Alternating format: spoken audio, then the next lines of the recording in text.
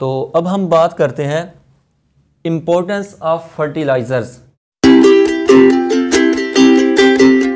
Fertilisers की क्या importance है in the life of plants. तो सबसे पहले तो हमें पता हो कि फर्टिलाइजर्स होते क्या हैं। फर्टिलाइजर एक्चुअली ये किसको कहते हैं, उर्दू में अगर हम कहें तो ये खाद को कहते हैं। किसको? खाद जो हम पौधों को देते हैं, किस लिए? ताकि हमें अच्छी फसल हासिल हो, हमें टाइम पे फसल हासिल हो, उसके लिए इसको दिया जाता है। तो अगर हम इसको डिफाइन करें, बुक के अंदर इसकी डेफिनेशन अच्छी तरह से मेंशन नहीं की गई, अगर हम इसको डिफाइन करें तो क्या कहेंगे? Addition of certain material to soil to get desirable characteristics from plants, यानी प्लांट्स से अपनी ख्वाहिश के मुताबिक खसूसियात हासिल करने के लिए क्या करते हैं, हम ज़मीन के अंदर ऐसे मटेरियल को ऐड करते हैं ताकि हमें अपनी मर्जी के, अपने जो हम चाह रहे हैं, हमें वो प्रोडक्ट हासिल हो। तो ऐसे सच मटेरियल्स आर कॉल्ड फर्टिलाइजर्स। तो ऐसे मटेरियल को क्या कहा जाता है? फर्टिलाइजर्स। यानी ऐसा मटेरियल जो हम सॉइल के अंदर ऐड करते हैं, किस लिए? ताकि हमें अच्छी से अच्छी फसल हासिल हो, टाइम पे फसल हासिल हो, उस मटेरियल को क्या कहा जाता है? फर्टिलाइजर कहा जाता है। अब डिज़ायरेबल कैरेक्टर्स क्या हो सकती हैं? हम क्या हासिल कर सकते हैं पौधों से, हमारा उसमें क्या फ़ायदा है? हमारा ये फ़ायदा है, एक तो उसके अंदर हमें क्या हासिल हो, एक हमें मोर फ्रूट, यानी ज़्यादा फ्रूट हासिल हो। हमें ज़्यादा फ्रूट हासिल करने के लिए हम क्या करते हैं? फर्टिलाइजर्स को ऐड करते हैं सॉइल के अंदर। उसके अलावा और फास्टर ग्रोथ क्या हो, यानी पौधों की ग्रोथ जल्दी हो। तो ये क्या है? हमारी डिज़ायरेबल कैरेक्टर्स हैं, यानी हमारी ख्वाहिश के मुताबिक हम चाहते हैं हमें ज़्यादा से ज़्यादा फसल हासिल हो। तो इसको क्या कहते हैं हम? फर्टिलाइज़र, यानी ऐसा मटेरियल जिसको ज़मीन में ऐड किया जाता है डिज़ायरेबल कैरेक्टरिस्टिक्स हासिल करने के लिए। अब हम फर्टिलाइजर्स को डिवाइड करते हैं इनटू टू ग्रुप्स। यानी क्या कहेंगे? टाइप्स ऑफ फर्टिलाइजर्स कौन सी होंगी? पहली है इनऑर्गेनिक और ऑर्गेनिक। अगर आपको केमिस्ट्री के अंदर याद हो, रिमेंबर करें, organic chemistry, inorganic chemistry, organic compounds, inorganic compounds क्या होते हैं? तो ऑर्गेनिक एक्चुअली वो चीज़ होती है जो लिविंग थिंग से हासिल की जाती है, और इनऑर्गेनिक नेचुरली तौर पर पाए जाते हैं। हम देखते हैं अब कौन कौन से इनऑर्गेनिक फर्टिलाइजर्स हैं। रॉक फॉस्फेट, ये क्या है? एक इनऑर्गेनिक, एक्चुअली ये साल्ट है। एलिमेंटल सल्फर, ये भी क्या है? एक साल्ट है। जिप्सम, ये भी क्या है? एक साल्ट है, जो किसके तौर पर एक्ट करते हैं? इनऑर्गेनिक फर्टिलाइजर के तौर पर एक्ट करते हैं, जिनसे हमें क्या होता है? ज़्यादा से ज़्यादा फसल हासिल होती है। उसके और ये नेचुरली पाए जाते हैं। ये तीनों क्या पाए जाते हैं? रॉक फॉस्फेट भी, एलिमेंटल सल्फर एंड जिप्सम, ये क्या होता है? नेचुरली पाए जाते हैं इनऑर्गेनिक फर्टिलाइजर्स। अब ये तीनों क्या है? साल्ट्स हैं। अब अगर तीनों साल्ट्स हैं तो साल्ट्स की प्रॉपर्टी होती है कि वो इजीली डिजॉल्व होते हैं। साल्ट्स क्या होते हैं? आसानी से हल हो जाते हैं। तो क्या कहेंगे? डिजॉल्व रैपिडली, बहुत जल्दी। जैसे ही हम ये पौधों को प्रोवाइड करते हैं, ये क्या होते हैं? बहुत जल्दी डिजॉल्व हो जाते हैं। डिजॉल्व होने का क्या मतलब है? वो इजीली हल हो जाएंगे।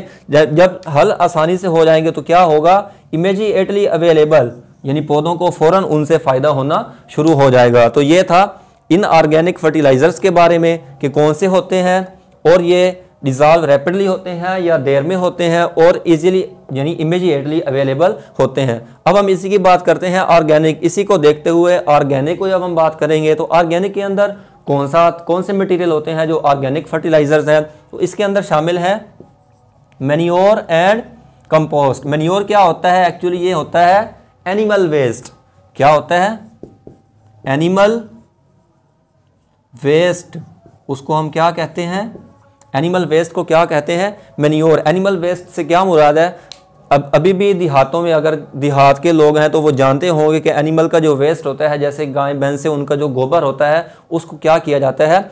नेचुरली खाद के तौर पर इस्तेमाल किया जाता है और बहुत अच्छी फसल हासिल की जाती है। इसी तरह कंपोस्ट क्या होता है? ये प्लांट वेस्ट होता है। क्या होता है?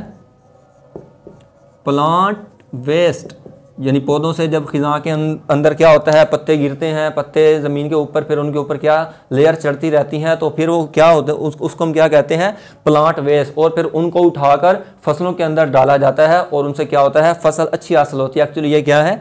नेचुरल, ये भी क्या है? एक खाद के तौर पर एक्ट करते हैं और इनसे बहुत अच्छी फसल हासिल होती है। तो इसके यानी ऑर्गेनिक के अंदर क्या क्या चीज़ें आई? मैन्योर एंड कंपोस्ट, लेकिन ये क्या होते हैं, नॉट डिजॉल्व रैपिडली, ये रैपिडली डिजॉल्व नहीं होते क्योंकि ये ऑर्गेनिक होते हैं। हमें पता है ऑर्गेनिक के अंदर कौन से बॉन्ड होते हैं, कार्बन एंड हाइड्रोजन। पहले ये बॉन्ड टूटते हैं, ब्रेक डाउन में टाइम लगता है, इसलिए ये क्या होते हैं, नॉट इजीली यानी डिजॉल्व रैपिडली नहीं होते, बल्कि इनको डिजॉल्व होने में वक्त लगता है, और नॉट इमीडिएटली अवेलेबल, और पौधों को ये फौरन हासिल भी नहीं होते बल्कि इनको टाइम रिक्वायर होता है। तो ये था इन ऑर्गेनिक फर्टिलाइजर्स और ऑर्गेनिक फर्टिलाइजर्स के बारे में।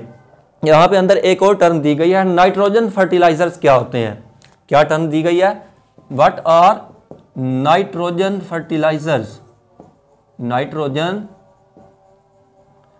फर्टिलाइजर कौन से होते हैं, तो ऐसे फर्टिलाइजर्स, ऐसे खाद जिनके अंदर मेन कंपोनेंट क्या होता है, नाइट्रोजन हो, यानी कोई भी ऐसे मटेरियल जिसके अंदर मेन कंपोनेंट नाइट्रोजन हो, ऐसे फर्टिलाइजर को हम क्या कहते हैं, नाइट्रोजन फर्टिलाइजर। अब एक और बॉक्स के अंदर यहां दिया गया है डिफरेंस, यानी इनऑर्गेनिक और ऑर्गेनिक। वो कहते हैं ऑर्गेनिक और इनऑर्गेनिक का डिफरेंस इतना भी आसान नहीं है जितना आपको महसूस हो रहा है, ये बहुत कंफ्यूज करते हैं। कैसे कंफ्यूज करते हैं, यूरिया, यूरिया एक क्या है, ऑर्गेनिक कंपाउंड है, यूरिया क्या है, एक